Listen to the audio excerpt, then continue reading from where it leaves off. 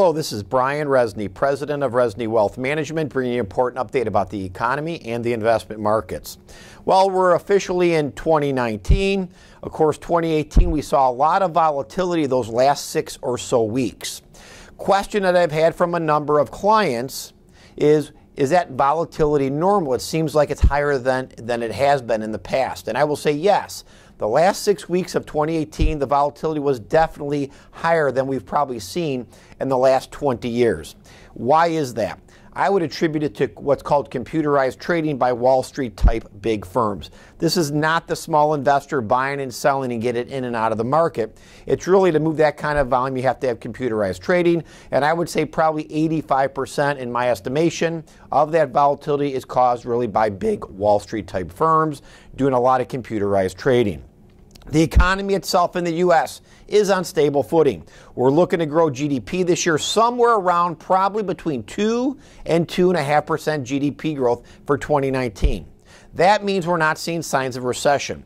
The normal indicators that we look at every single day, we spend a lot of money on research and we do a lot of research daily on the economy. Remember, it's how the economy grows. If the economy is growing, there's a chance then for businesses to grow, and that means for expansion of profits and expansion of the stock market. And so we're not seeing any signs of recession. Now that may change in a week or a year from now or somewhere in between, or maybe 10 years from now, and we will make adjustments as necessary. But what we will not do is be emotional investors and just start buying and selling things just because we're seeing this volatility. Nobody likes volatility. Some people like it less than others. Some people can accept volatility. And ultimately what I will say is this. Out of hundreds and hundreds and hundreds of clients, we have received very few, if at all, phone calls or emails. Maybe 3 to 5 tops. Very few. What that tells me is this. We've educated our clients well. They understand the process. But there are going to be those investors who change their long-term goals just because they didn't make 18% last year and maybe they were down 6% last year instead of 18%. Remember, as I've always talked, volatility is a normal part of investing. All investments have volatility. The stock market, the bond market, real estate, gold, oil, everything has this inter-year volatility. And we saw quite a bit of that last year in 2018. Will it continue this year? Probably. We'll probably continue to see volatility. If we need to make adjustments to our portfolio, we're going to do that. We're going to continue running this strategy. We're going to continue to do hardcore research on the economy. And we're going to look at how the economy is growing or contracting. So we're seeing an economy in the U.S. that is expanding and growing. Maybe slower growth than what we saw in 2018, but again, still growing. Volatility has always been here. Inter-year pullbacks of 10% happen at least once every single year. Inter-year pullbacks of 20% happen about every 3 years.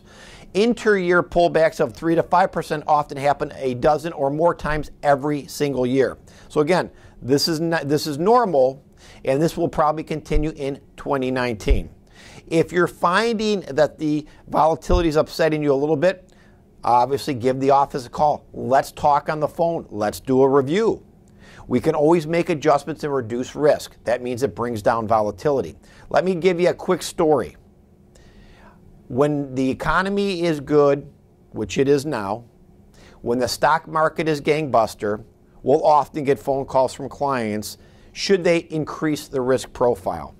And my answer is usually no, stay where you're at. But there are some clients that do want to increase that risk profile. What's interesting is I seldom ever get those phone calls when the market is temporarily down, like what we feel we're seeing right now. So people want to increase risk when things are good, but they want to decrease risk when things are slightly volatile. Unless you've changed your investment objectives from a long-term investor, you shouldn't change your investment decision-making strategy or your portfolio. Most investors, and I always stress this, as long as you've got 3 years of living expense and safer investments in that portfolio, you can weather most storms. While other assets might go down a little bit, or maybe a little bit more, those safer assets give you that income opportunity that you need for that portfolio. You can always, again, increase risk. You can always decrease risk.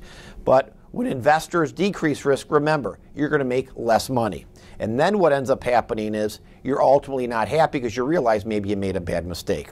Investors won't admit when they make mistakes, but I will tell you, managing money for over 30 years, I've seen a lot of investors make mistakes over the years. We get a lot of phone calls on my TV and radio shows from investors who become hysterical simply from their portfolio going down 6 or 8% in a given year.